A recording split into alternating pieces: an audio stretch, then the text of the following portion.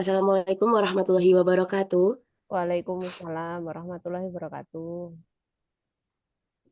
Selamat pagi Bapak, Ibu, dan teman-teman Asai semuanya. Nah, apa kabar nih hari ini? Baik, Mbak Husna. Semoga ini ya semuanya keadaan sehat, tenang dan bahagia gitu. Amin. Nah, senang sekali rasanya kita bisa berkumpul dalam kegiatan bedah buku kali ini. Karena kan setelah beberapa waktu kemarin kita tidak banyak berkegiatan ya Bu ya, karena sedang menjalankan ibadah puasa begitu.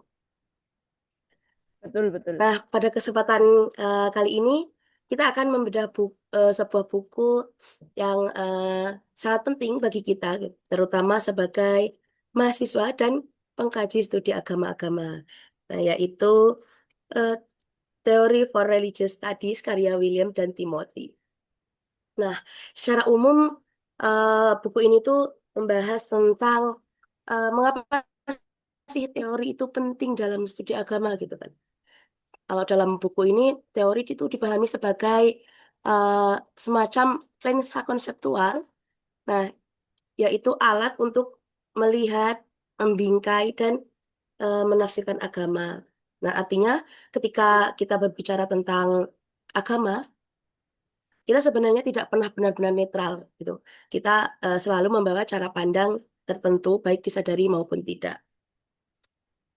Buku ini juga menarik karena tidak hanya membahas agama sebagai keyakinan, ritual, kitab suci, atau lembaga keagamaan, tetapi juga mengajak kita untuk melihat agama dalam relasinya dengan bahasa, kekuasaan, ideologi, dan masih banyak lagi. Jadi, agama itu tidak dipahami sebagai sesuatu yang berdiri sendiri gitu, melainkan sebagai fenomena yang terus berinteraksi dengan kehidupan sosial manusia. Nah, Sobat Asai, agar pembahasan kita nih semakin terarah gitu ya, semakin asik, eh, telah hadir bersama kita narasumber yang tentunya sudah tidak asing lagi untuk kita ya. Beliau ini merupakan mm, lulusan S1-nya di Studi Agama-Agama juga, UIN Sunan Kalijaga. Terus beliau tuh juga sebagai akademisi studi agama-agama. Nah, dulu pas sebagai mahasiswa sampai sekarang itu beliau tuh pengunjung tetap perpustakaan Sani Ignatius. Beliau juga sebagai manajer di Sekolah Riset Satu Kata, bendahara dan sekaligus leader tim sukses di kegiatan-kegiatan ASAI. Nah, beliau akan membersamai kita nih dalam membaca, mengurai, dan mendiskusikan buku ini. Kita berharap melalui pemaparan beliau, buku yang mungkin pada awalnya terasa teoritis dan cukup ini dapat menjadi lebih dekat, lebih mudah di Tuhan kita sebagai mahasiswa studi agama-agama. Beliau siapa? Yaitu Ibu Meriana. Nah, tidak usah kok berlama-lama lagi, mari kita dengarkan pemaparan dan dari narasumber kita pada hari ini. Kepada Bu Muri, kami persilakan. Terima kasih, Mbak Husna. Suara saya masih aman ya. Masih, Ibu. Baik. Terima kasih banyak teman-teman yang sudah hadir di sini. Saya bahagia sekali bisa memulai lagi eh, diskusi rutin di Asosiasi Studi Agama Indonesia. Ya, sudah cukup panjang ini kita liburnya. Sejak terakhir kita berkegiatan itu Februari ya Mbak Husna ya. Maret dan ini sudah akhir April gitu Iya, Ibu, karena terakhir Februari. harus libur puasa sama libur Lebaran. Memang kalau sudah kelamaan libur itu mau bangkit itu agak gimana gitu ya Mbak Husna ya. Nah karena masih agak gimana itu Mbak Husna, saya mengawali untuk diskusi bulan ini ya sudah saya mulai dengan apa yang saya baca saja dulu. Di belakang nanti sudah ada beberapa buku yang ngantri untuk dibicarakan di bulan yang akan datang.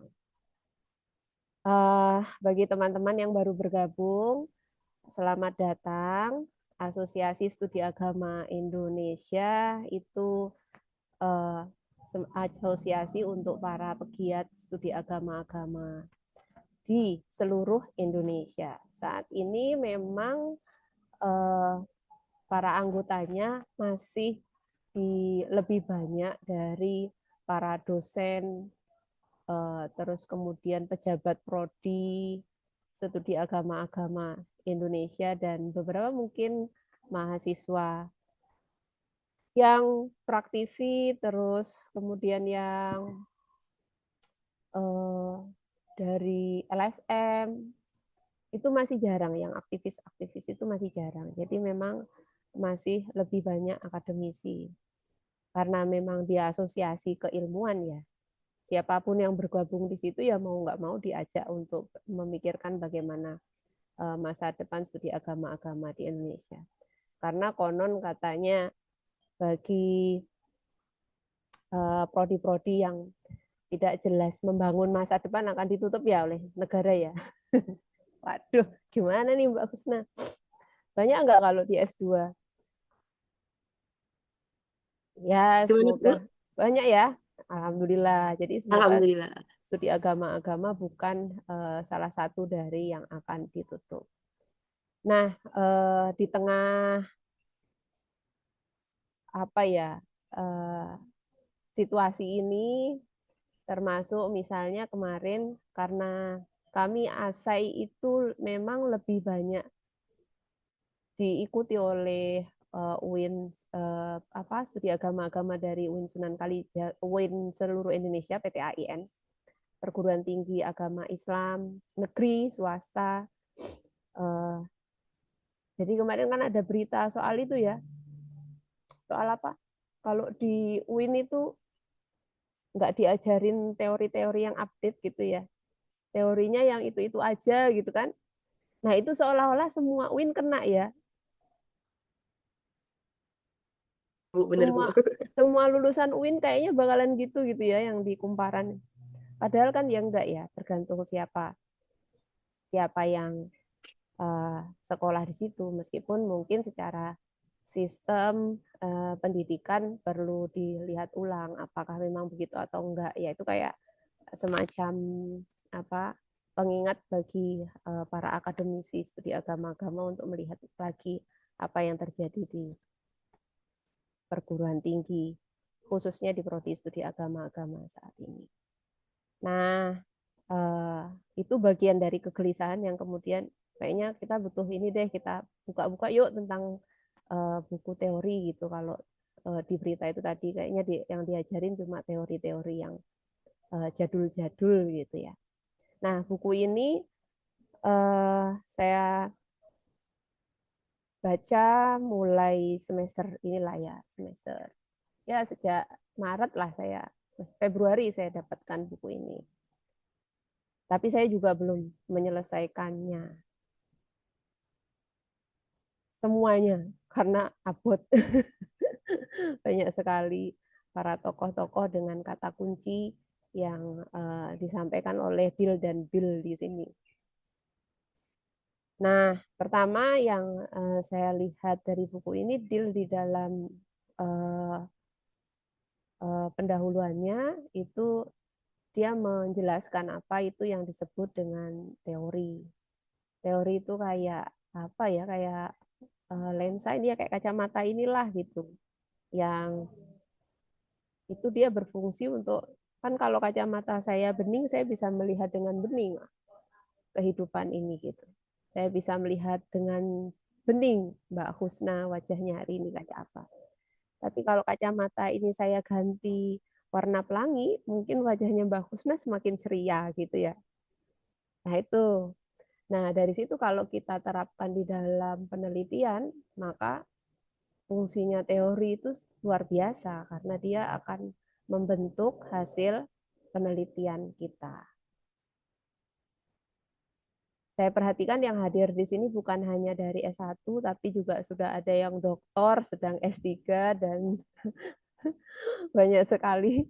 Jadi saya menjelaskannya lebih umum saja. Itu yang pertama. Kalau teman-teman sendiri sampai saat ini apa itu teori ya? Kita sambil ngobrol ya Mbak Husna. Sementara ini apa yang teman-teman pahami dengan teori?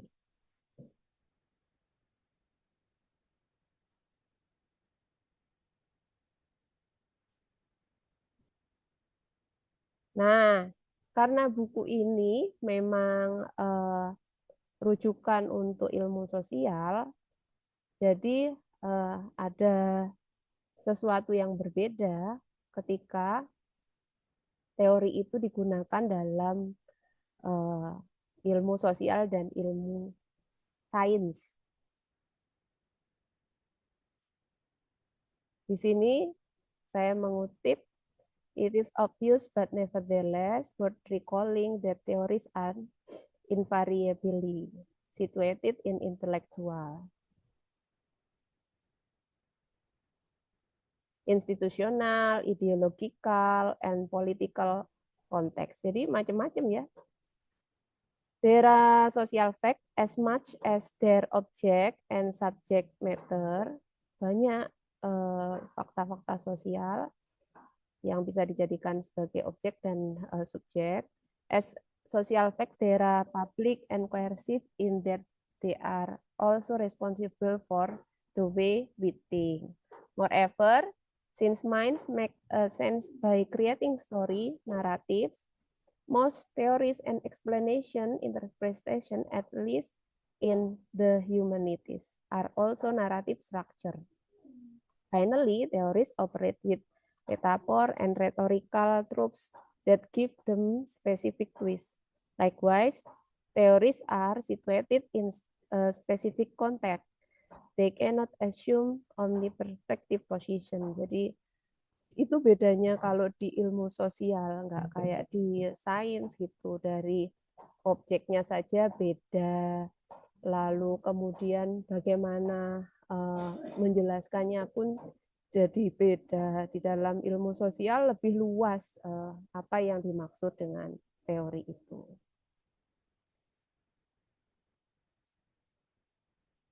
Siapa sasaran buku ini? Kenapa buku ini saya pilih juga karena untuk teman-teman yang sedang S1 sangat mudah buku ini bisa dipahami. Begitu juga dengan teman-teman yang graduate student yang tujuannya untuk mengajar gitu. Pengen ngajar juga bisa. Termasuk saya menjadikan buku ini karena menjadikan buku ini rujukan karena memang mudah untuk diajarkan melalui buku ini. Terus juga untuk guru dan sekolah dari studi agama-agama. Jadi wajib ya untuk para pegiat studi agama-agama. Mungkin guru agama juga perlulah baca buku ini gitu ya. Nah, guru agama biar nanti tambah keren gitu menjelaskan agama. Yang bisa kita dapatkan dari buku ini, jadi dia kayak semacam guide ya untuk beberapa tokoh yang di situ ada kata kuncinya dari setiap tokoh itu gitu. Terus yang kedua, buku ini tuh ngajakin kita untuk apa ya, ngobrol gitu, untuk ngajakin kita untuk yuk kita habis ini kita diskusikan yuk, karena memang tidak semua itu dijelaskan secara mendalam. Jadi memang semacam penjelasan-penjelasan kunci saja yang disampaikan oleh buku ini, sehingga nanti mau nggak mau kita akan membaca lebih lagi di dalam referensi utama yang ada dan ditawarkan oleh buku ini, termasuk juga ada referensi pendukungnya. Jadi dari strukturnya kan ada judulnya, terus kemudian dia akan memperkenalkan siapa tokoh yang dipilih untuk dijelaskan itu, lalu penjelasan dari masing-masing kata kuncinya, dan kemudian Dil sama Bill ini tadi juga menuliskan buku-buku yang bisa kita baca lebih lanjut tentang tokoh tersebut dan kata kuncinya. Jadi sama kayak Daniel Pauls gitu.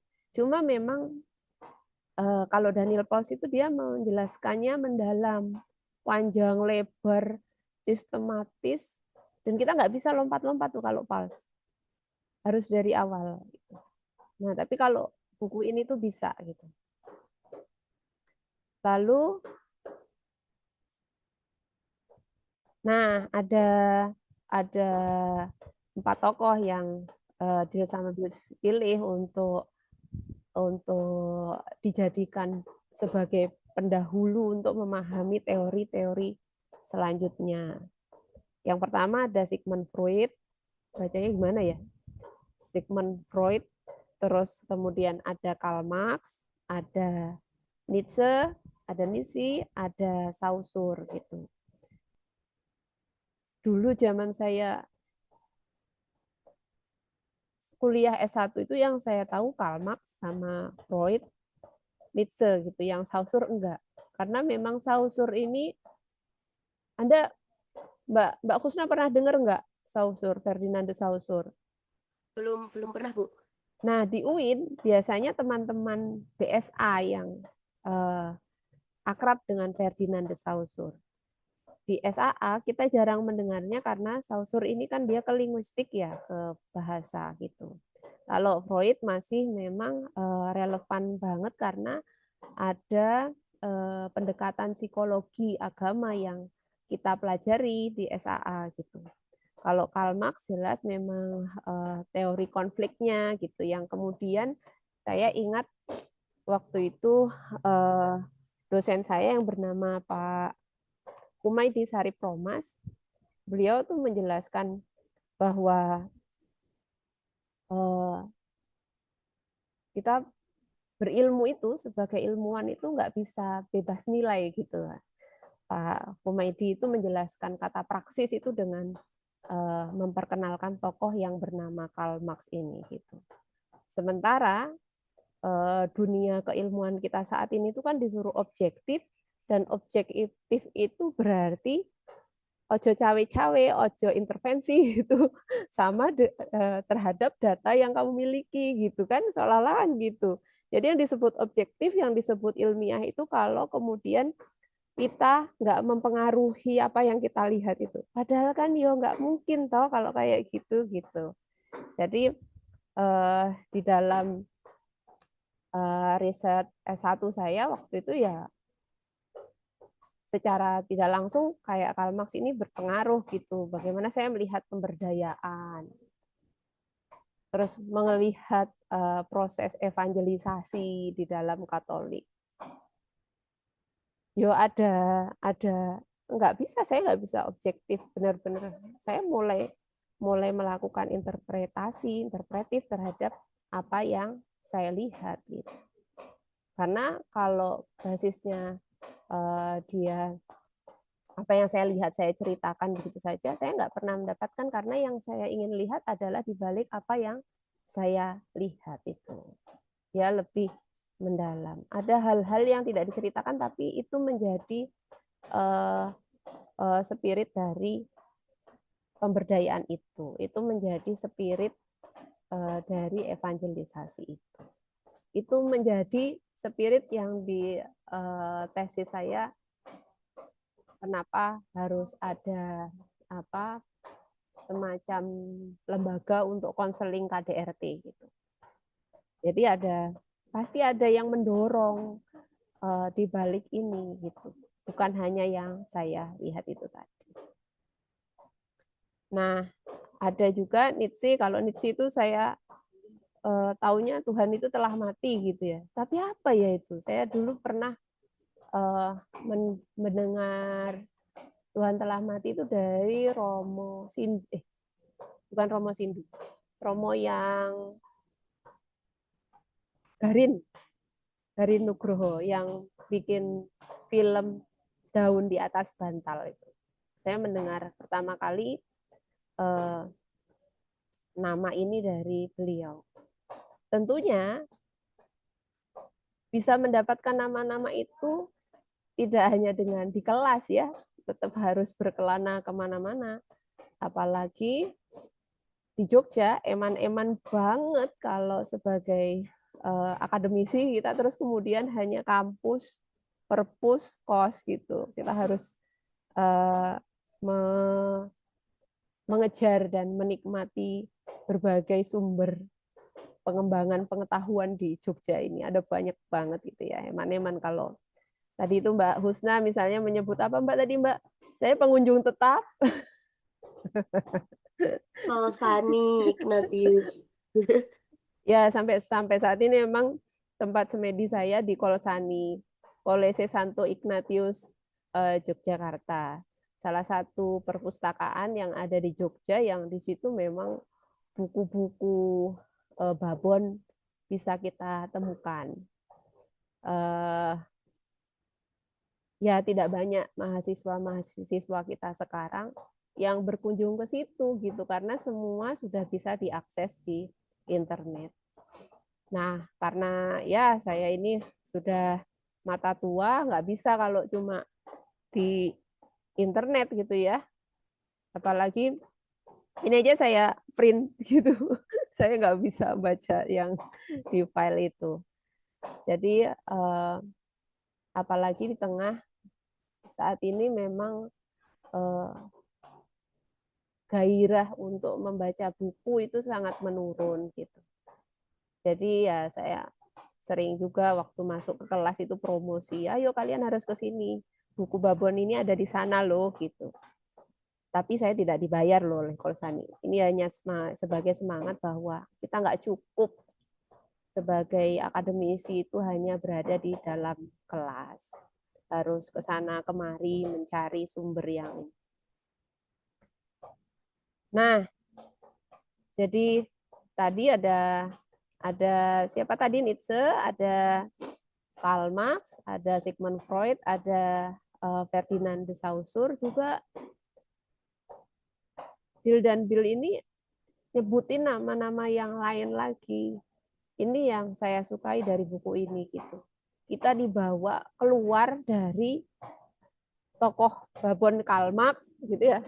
Terus Freud, satunya lagi Max Weber, Sigmund Freud, Max Weber, Emil Durkheim. Ini yang Emil Durkheim, Karl Marx, Max Weber, Sigmund Freud. 4 itu biasanya yang kita kenal.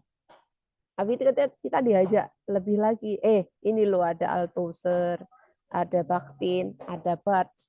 Kalau Roland Barthes ini kan ya tadi yang dia kita butuh dasar belajar Althusser dulu untuk bisa mengenal Barthes gitu. Ada Bataille, ada Baudrillard, ada Benjamin, ada Bourdieu gitu. Kalau Bourdieu sudah sering dipakai dulu karena ada aktivis namanya Ahmad Baso. Itu dia sering banget nulis di majalah Basis itu menggunakan Bourdieu gitu. Terus, nah sekarang kita nggak temukan orang-orang kayak gitu itu. Di zaman saya kita bisa ngikutin terus mereka dengan tulisannya, dengan pengenalan terhadap teori-teori yang baru. Kalau yang sering saya ikutin itu misalnya tulisannya Romo Haryatmoko. Itu beliau, saya tahu Deleuze dan Guattari itu dari tulisannya Romo Haryatmoko gitu. Nah, ada juga Judith Butler nih. Di sini ada saudaranya Bu Judith nih. Namanya Nenek Diana Butler. Jadi Judith Butler itu sudah nenek-nenek ya. Di sini semuanya udah usia 70 tahun ke atas lah tokoh-tokoh ini. Ada Sisos, ada Derrida, ada Foucault. Nah, Foucault ini yang paling hits gitu ya, yang paling digemari oleh para aktivis gitu.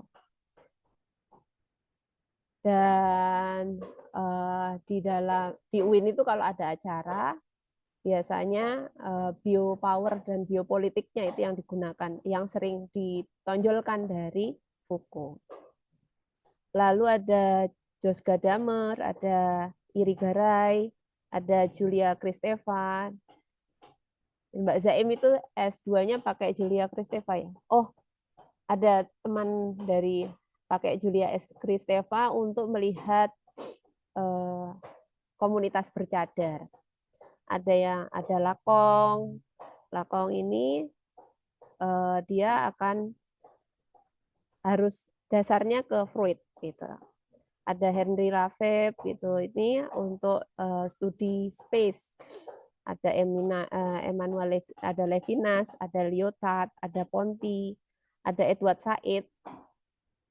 Saat ini masih ada nggak yang memperkenalkan Edward Said di kelas Mbak Husna? Eh, Sepertinya belum ada, Bu. Belum ada. Satu profesor perempuan di studi agama-agama UIN Sunan Kalijaga yang sering sekali memperkenalkan Edward Said, beliau adalah Prof. Alefteria Wasim. Jadi Edward Said memang terkenal dengan orientalisme. Dan di UIN kemudian Pak Profesor almarhum Profesor Burhanuddin Daya itu yang mengkanter dengan istilah oksidentalisme. Nah, kayak gini nih gitu yang saya rindukan sebenarnya. Karena sudah jarang ya. Misalnya satu tokoh terus kemudian dia misalnya ini teori terus kemudian kita sebagai orang yang membaca teori itu memberikan counter terhadap teori yang mereka bangun itu yang kayaknya sudah jarang sekali saat ini gitu. Kalau dulu sampai begitu gitu ya, iklim akademiknya seperti itu. Ada Gayatri Spivak, ada lagi Hayden White, Raymond Williams, dan Slavoj Zizek. Nah, di setiap, misalnya kalau Slavoj Zizek, di sini kata kuncinya ada authentic art, act, terus agape, Pauline Christianity, Buddhism. Nah, jadi di sini kemudian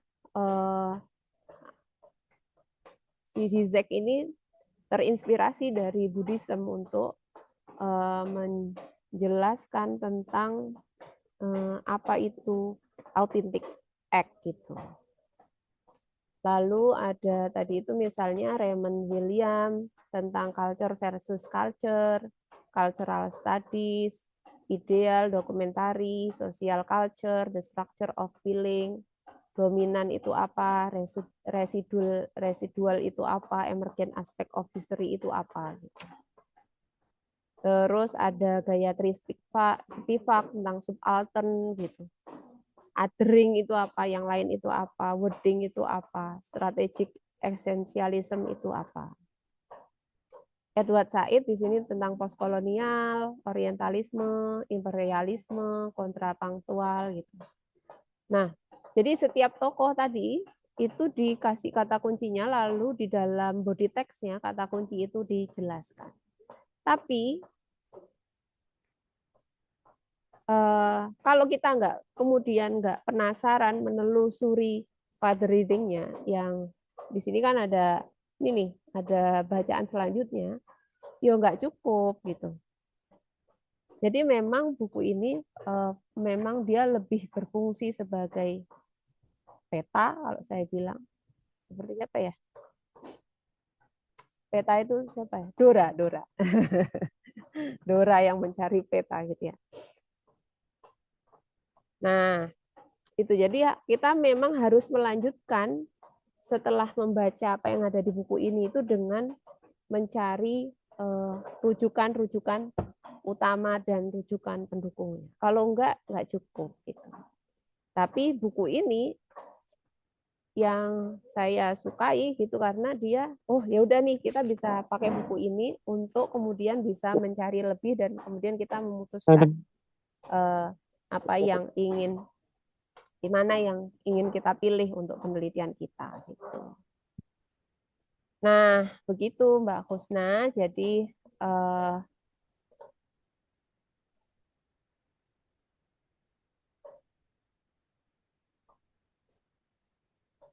di buku ini yang saya sukai gitu ya, Deal sama Bill ini dia menstudi agamakan semua teori-teori tersebut. Kok gitu? Karena kita seringkali lebih mengenal para tokoh-tokoh itu dengan filosof, padahal ya enggak gitu.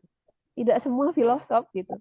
Kenapa kemudian kalau bicara teori-teori selalu itu disebut dengan filosof apa? Filosofis gitu, enggak gitu. Ada mereka yang sosiolog, ada mereka yang antropolog gitu. Ada yang mereka ahli bahasa kayak gitu. Nah, karena kita ini tujuannya untuk studi agama-agama, menstudi agamakan teori-teori tersebut itu yang menjadi tugas kita. Jadi bukankah memang demikian tugas kita sebagai akademisi dan pegiat studi agama-agama memainstreamkan cara studi agama dalam setiap peristiwa hidup ini.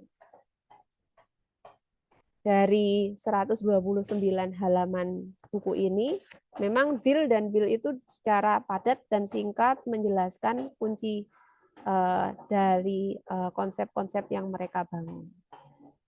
Jelas jauh berbeda dengan Daniel Pals. Kenapa yang saya sebutkan Daniel Pals? Karena memang buku itu dari dulu sampai sekarang masih menjadi rujukan ya untuk studi agama-agama gitu.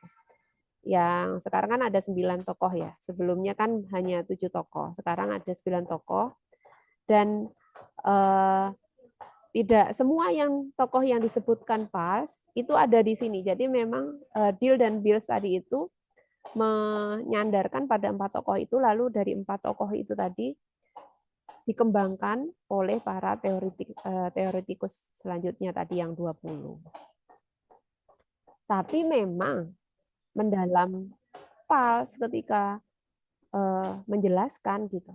Karena Pals itu dari awal dia jelaskan bagaimana struktur bukunya, terus tujuannya apa, dan termasuk kenapa pilihan susunannya itu dari Fraser and Taylor gitu misalnya.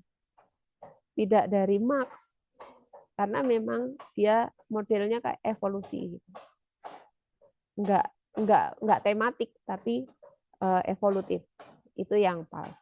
Kalau buku ini seperti itu, jadi tokoh awalnya siapa, lalu kemudian yang mengembangkan selanjutnya siapa.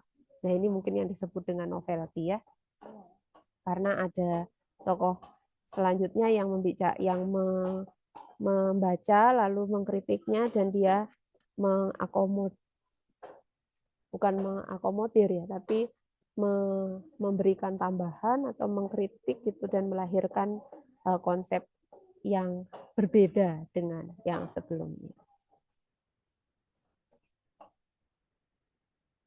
Ini tadi yang sudah saya sampaikan ya, kelemahannya kalau Anda tidak melanjutkan, kita nggak melanjutkan membaca, ya cuma sependek itu pemahaman kita. Tapi kalau kita lanjutkan dengan membaca buku-buku babonnya tadi, ini jadi penting sekali buku ini sebagai peta, sebagai panduan untuk membaca tokoh-tokoh yang lain.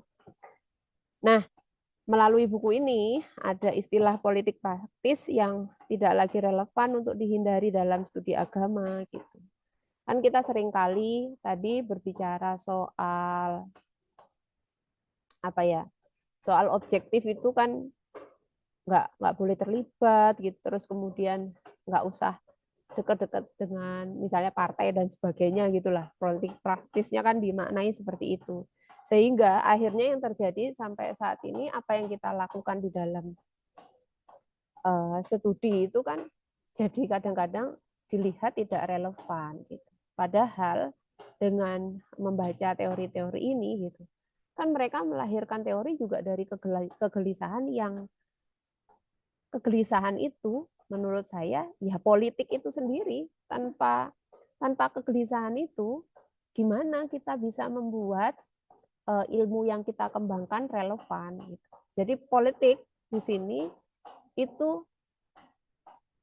lebih luas maknanya gitu, nggak hanya dalam artian mendukung pemerintah, tidak tidak mendukung pemerintah enggak gitu, tapi apa yang kita lahirkan dengan keilmuan yang kita kembangkan itu tadi, itulah politik gitu, karena dia akan berdampak pada perubahan kehidupan selanjutnya. Nah, yang jadi pertanyaan saya sekaligus menutup apa yang saya sampaikan, Mbak Husna. Nah, apakah studi agama-agama se-Indonesia sudah mengakomodir teori-teori semacam ini dalam penugasan riset dan tugas akhir mahasiswanya? Barangkali kita mempelajarinya, tapi kemudian para guru-guru kita tidak siap untuk membimbing kita, itu kan yang menjadi problemnya. Ya kalaupun begitu mungkin yang bisa kita lakukan adalah apa ya? Ya tetap harus mempelajari ini gitu. Kita harus update dengan pengembangan dalam teori-teori yang semacam ini. Begitu Mbak Husna dan kawan-kawan yang mungkin tidak dari studi agama-agama, semoga apa yang saya sampaikan bisa relate ya dengan apa yang dibutuhkan. Monggo saya kembalikan waktunya ke Mbak Husna. Baik, terima kasih Ibu atas pemaparannya yang sangat menarik. Assalamualaikum, salam budaya. Mohon Waalaikumsalam. maaf. Terima kasih sekali. Maaf saya hadir karena memang the topic kajian agama sangat menarik di Indonesia menurut saya. Sampai saya sendiri juga ambil topik ketuhanan dalam seni. So boleh saya tanya, Boleh. dalam buku itu, apakah mereka juga angkat tema antar-religius dan antar-budaya? Karena, kalau boleh, di Indonesia sebenarnya itu menurut saya keistimewaan Indonesia. Bukan masing agama-agama sendiri, tapi antar-religius, antar-budaya, and the perpaduan antara dua-duanya. And ribuan masyarakat adat juga. So, dalam buku itu, apakah hanya theorist besar? And then yang kedua, maksud saya yang sering dikutip, yang kedua, kemarin juga saya hadir diskusi UGM, buku, nanti saya harus catat, apakah ada filsuf di Indonesia? Are there philosophers? Are there Indonesian philosophers? Di CRCS. Bagus sekali. Karena kecenderungan, sekian 20-an tahun ini, selalu kutip-kutip pemikir dari luar. Padahal Indonesia sendiri juga punya Rongo Warsito, Empu Tantular, Romo Muji almarhum, macam-macam pemikir Indonesia dari lama dan juga sampai sekarang yang berangkat menurut saya dari pola lebih pada antar-religius dan antar-budaya. Terima kasih. That's my question. Terima kasih Bu Diana. Saya langsung respon ya Mbak Husna. Baik, Kalau Ibu. di buku ini dia lebih teoritik Bu. Hanya tokoh-tokoh yang sudah populer di dunia yang dibicarakan. Kenapa saya iakan untuk menyampaikan kepada teman-teman, karena memang di studi agama-agama sendiri yang bagian ini tadi itu belum banyak dipahami gitu, sehingga saya angkat ini untuk disampaikan dan ayo dong kita melek gitu. Sebelum kita mengkritik, kita pahami dulu yang sudah ada. Nanti kalau mengkritik monggo gitu, tapi pahami dulu mereka gitu sebelum kita mengkritiknya. Nah, jadi kajian antar budaya, antar religiusnya itu tadi tidak seperti misalnya yang dilakukan oleh Mas Samsul Ma'arif gitu, Mas Ancu CRCS gitu, atau Amin Abdullah. Tidak seperti itu gitu. Jadi memang karena dia teoritikus besar yang udah di dunia ini, jadi nggak sedetail itu gitu. Nah, memang sebenarnya yang kami harapkan dari apa yang kita lakukan setiap bulan di Asosiasi Studi Agama Indonesia ini adalah melahirkan tokoh-tokoh versi Indonesianya gitu. Setelah Pak Amin Abdullah siapa dong gitu kan? Gitu. Kalau di UIN Sunan Kalijaga kita punya Amin Abdullah dengan integrasi interkoneksi gitu. Jaring laba-laba keilmuan itu gitu. Siapa lagi gitu yang terus selain itu kalau di CRTS kita punya Irwan Abdullah, kita punya Mas Samsul Ma'arif gitu ya, Mas Ancu gitu dengan kajian terhadap indigenous religionnya gitu. Nah, di UIN itu sebenarnya banyak, tapi memang karena tidak ada forum-forum yang kemudian terus mendorong bahwa ini yang sudah kalian lakukan ini penting dan harus dibesarkan itu tadi gitu. Nah, itu yang sedang kita lakukan melalui diskusi-diskusi kecil tapi rutin.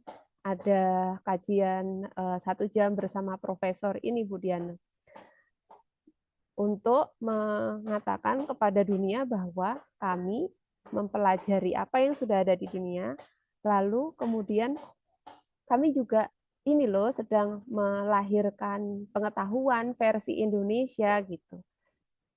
Dan nggak kemudian melulu ini spiritnya Edward Said gitu ya. Apa yang dilahirkan oleh Barat itu kemudian itu yang paling benar, enggak gitu. Pengetahuan itu berkembang. Misalnya ada lagi Kunto Wijoyo. Ini kalau Kunto Wijoyo dengan kalau Amin Abdullah kan versi dunia timurnya kan ada gitu ya. Dunia timur dan dunia barat disatukan lalu kemudian dikanter dengan jaring laba-laba keilmuan itu. Nah, Kunto Wijoyo kan kalau Kunto Wijoyo caranya dengan ayo kita pelajari Marx, ayo kita pelajari feminisme, tapi kemudian kita bikin Islam itu menjadi ilmu gitu. Itu asiknya Kunto Wijoyo dengan apa yang dia lakukan melalui gerakan Muhammadiyah itu. Banyak sebenarnya. Cuma kadang-kadang karena kita sendiri mungkin ya sebagai akademisi kadang-kadang nggak meneruskan untuk membicarakannya sehingga seolah-olah nggak ada ya, padahal ya banyak gitu. Ya saya sendiri ada Pak Ustadi Hamzah dengan rizoma apa Mas Febrian, rizoma saya lupa istilahnya yang dipopulerkan di pengukuhan profesornya gitu. Terus ada Pak Ahmad Mutakin dengan studi agama terapan gitu. Banyak Bu. Nanti doakan kami punya kekuatan untuk bisa mengkompilasi karya-karya ini menjadi karya keilmuan dari para ilmuwan Indonesia gitu. Bu Diandanya terlempar. Oke.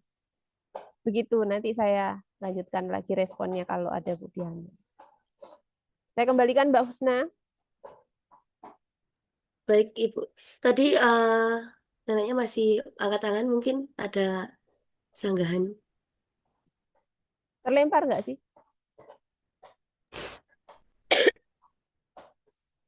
Terlempar Mbak Husna, Bu Diana, Oh, siap, Bu. Mas Febrian tadi. Ini, Bu, dari Oh ya, oke. Yes, rhizoma entry. Iya, Bu. Rizoma lupa. entry, kalau Ya, nggak salah.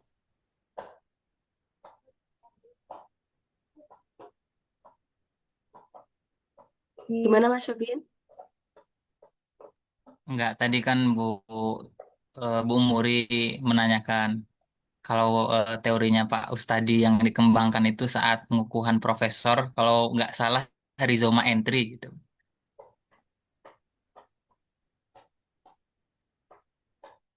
Siap.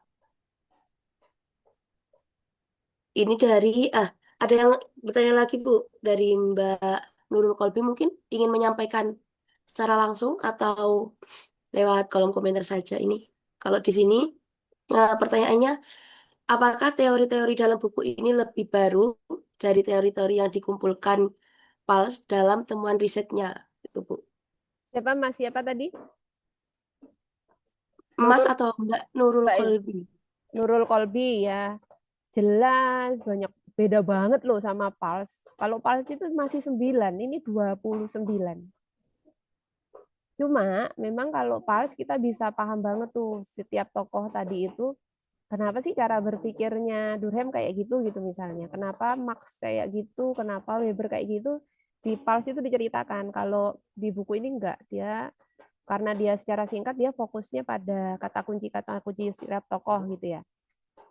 Di sini juga nggak ada. Kalau di PALS itu kan ada Emil Durkheim. Di sini nggak ada Emil Durkheim. Terus kalau di PALS itu ada Max Weber, di sini nggak ada. Jadi ini dari sini kita bisa lihat nih. Kan dia sebut di sini pendahulunya itu Sigmund Freud ya. Karl Marx, terus Nietzsche, Ferdinand de Saussure.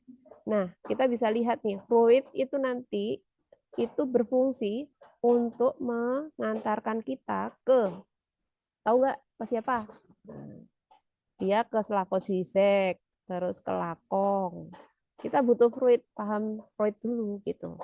Terus kalau Karl Marx kita nanti itu untuk mengantarkan kita ke Bourdieu, untuk mengantarkan kita ke Foucault, untuk mengantarkan kita ke siapa lagi nih?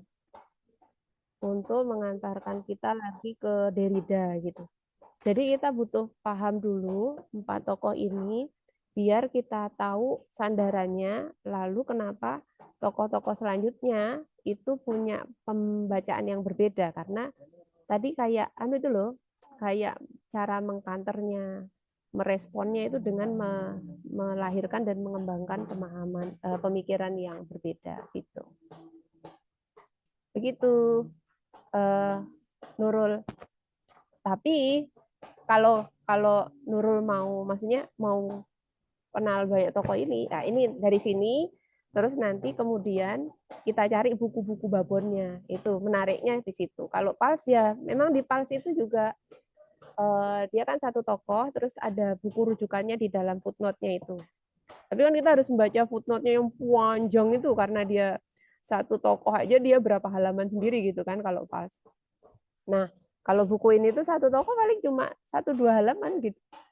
Nggak banyak-banyak gitu. Nah, kalau mau dapat banyak, ya harus mengejar buku-buku yang disarankan. Gitu, Nurul.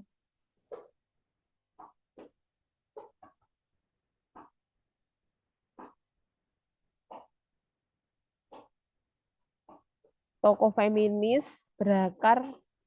Tokoh feminisnya kan di sini ada Butler nih, terus ada siapa lagi? Kristeva. Ya, nanti Nurul coba cari deh buku ini.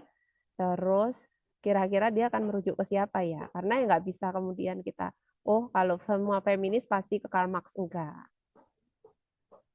Ada yang ke Freud, ada yang ke siapa namanya? Nietzsche, ada yang kemudian juga ke si Saussure gitu misalnya. Asik pokok men buku ini.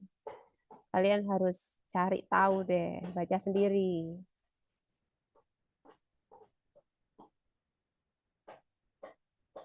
Gimana Mbak Husna?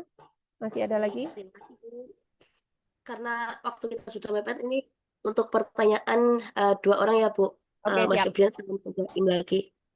Oke, Mas Febrian dulu boleh? Oke, terima kasih Mbak Husna telah memberikan waktunya. Sebenarnya saya ingin sebelum saya memberikan pertanyaan ingin merespon sedikit apa yang saya ketahui tentang buku ini.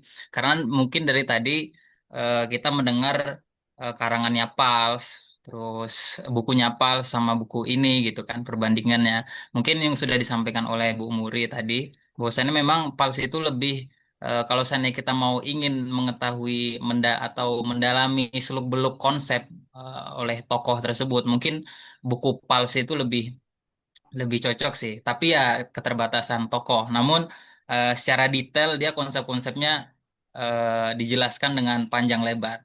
Tapi mungkin untuk yang buku ini Timothy, nah dia mungkin memang benar ini dikatakan oleh Bu Muri, asik sebenarnya. Tapi mungkin bagi kalangan yang masih mengenal, mungkin mereka akan kebingungan melihat tokoh-tokoh ini siapa, ini gimana cara membacanya gitu.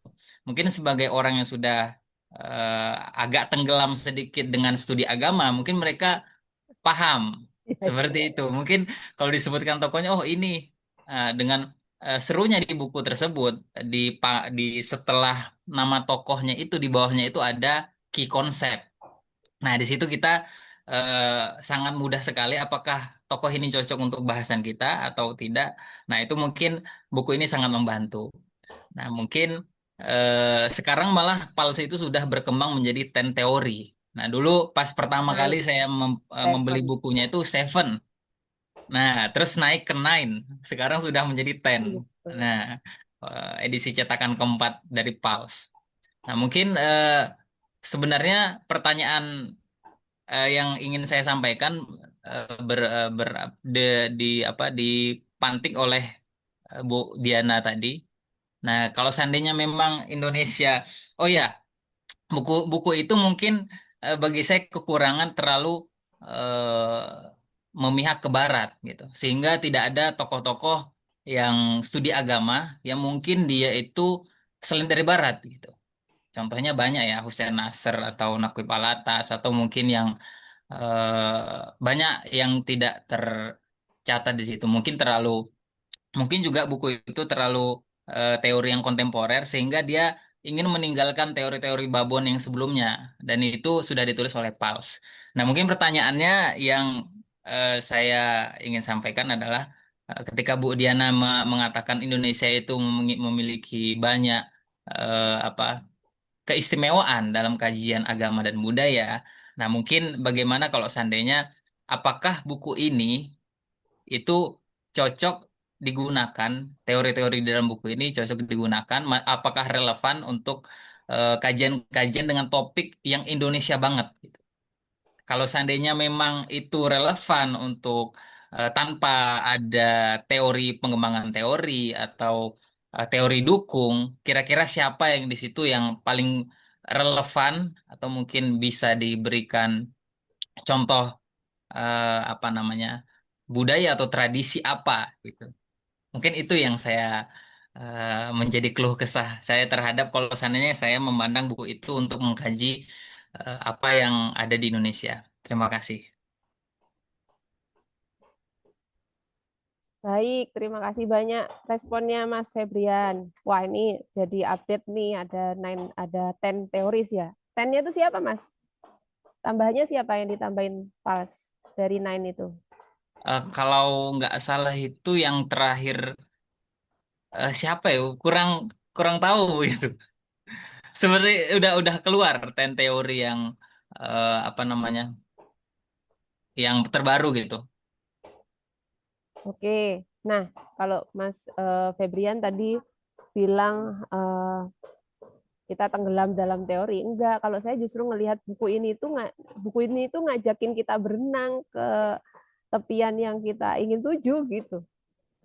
Karena tanpa proses berenang itu tadi kita nggak bakalan nyampe-nyampe itu ke pulau yang eh, di situ kita bisa hidup gitu kan. Kita soalnya nggak bisa kan hidup di laut terus gitu ya.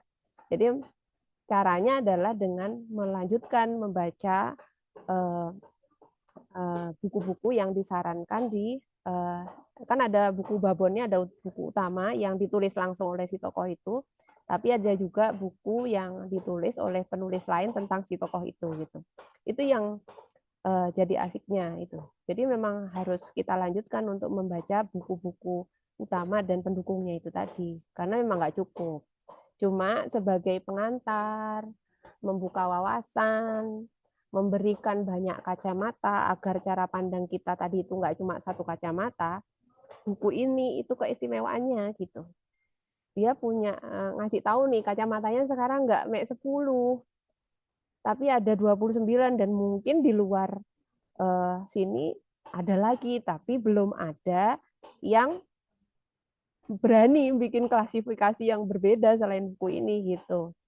Ya kenapa dia barat? Lawang memang fokusnya dulu kan di sini kan fokus pengembangan religious studies-nya kan untuk di sana gitu.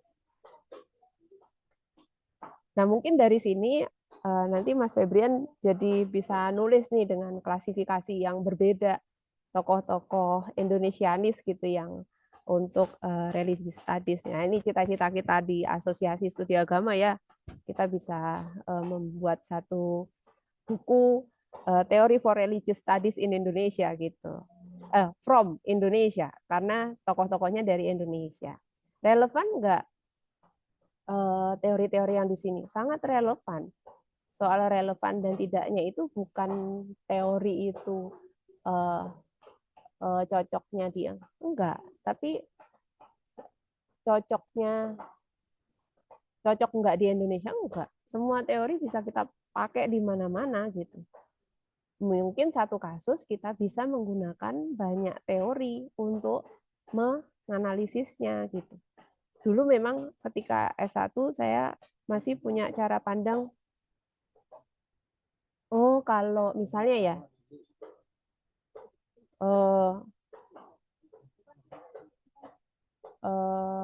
Durkheim.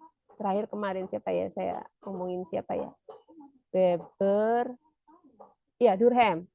Durkheim itu kan dia neliti suku aborigin di Australia ya.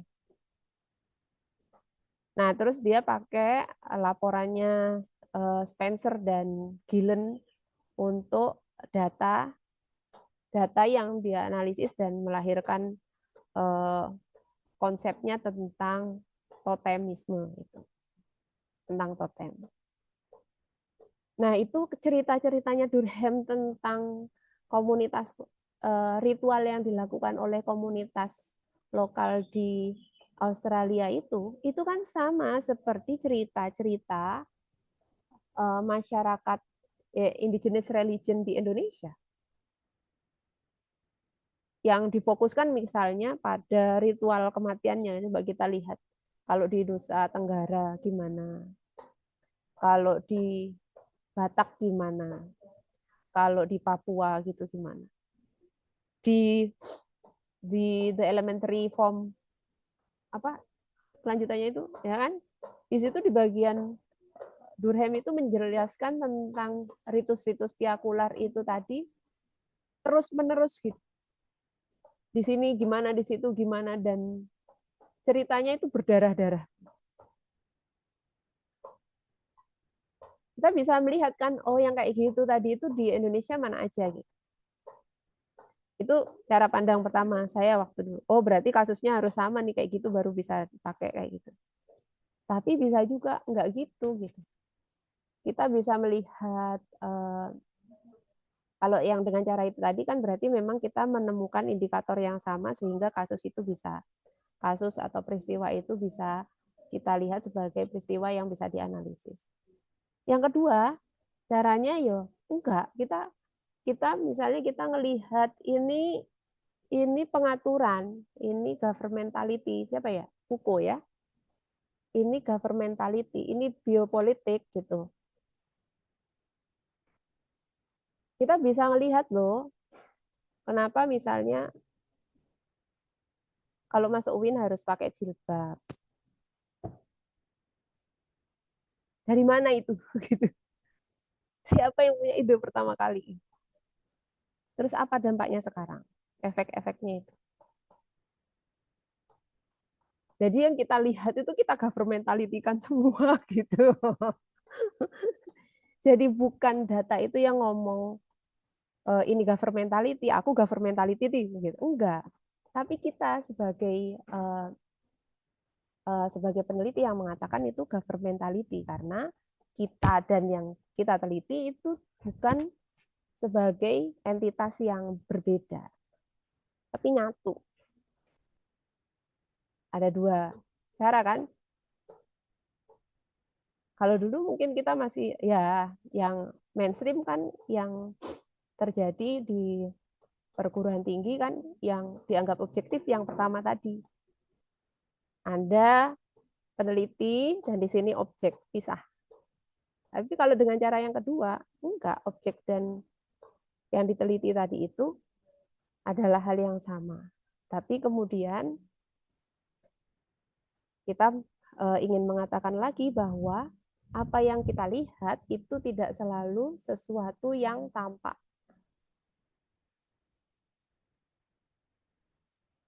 Agama itu tampak enggak? Enggak, gitu. Itu yang dimaksud. Terus apa ya? Bahagia itu tampak enggak?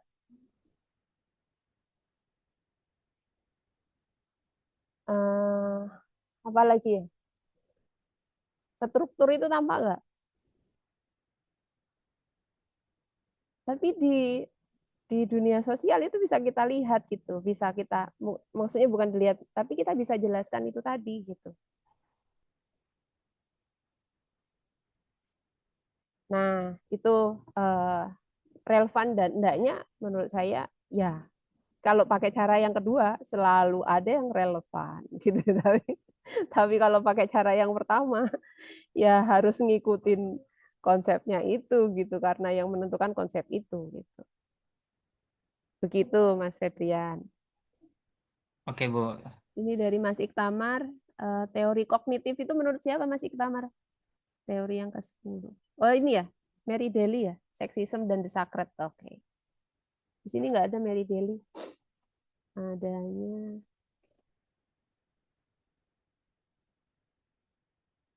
belum ada di sini Mary Daly. Asik ya kalau belajar teori itu. Nggak ada berhentinya. Oke, baik Ibu. Ini apa namanya yang bertanya terakhir ya Bu dari Mbak Zaim. Oke, siap.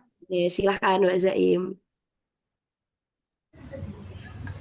Selamat siang sebelum ditutup Zoom-nya.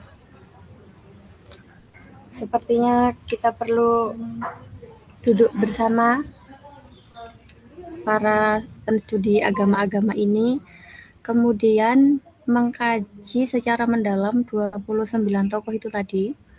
Kemudian nanti kita bisa buat buku kecil gitu dan itu karya kita yang nyata deh gitu. Saya tidak tahu nanti bentuknya bisa kayak mengundang untuk menulis, jadi kayak mengundang untuk yuk belajar bareng mengkaji teori ini, kemudian kita bisa riset atau mini riset menggunakan teori dari 29 tokoh dan itu nanti bisa kita jadikan buku. Itu aja sih Mbak Husna. Saya jadi terinspirasi seperti itu. Terima kasih. Baik, terima kasih Mbak Zaim. Yuk. Ayo.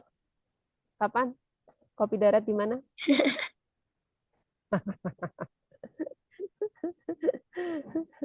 Iya kan Pak Rosid? Jelaskan Bu. Makasih Mbak Zaim. Oke. Baik teman-teman, karena waktu terus berjalan ya udah jam 11 lebih ya Bu ya. Jadi mungkin sampai di sini dulu ya kita bedah bukunya ya Bu. Terima kasih kepada teman-teman yang telah bertanya dan menyimak serta ikut menghidupkan diskusi pada hari ini. Jadi saya selaku moderator mohon maaf ya teman-teman atas kekurangan dalam memandu jalannya acara. Akhir kata, wassalamualaikum warahmatullahi wabarakatuh.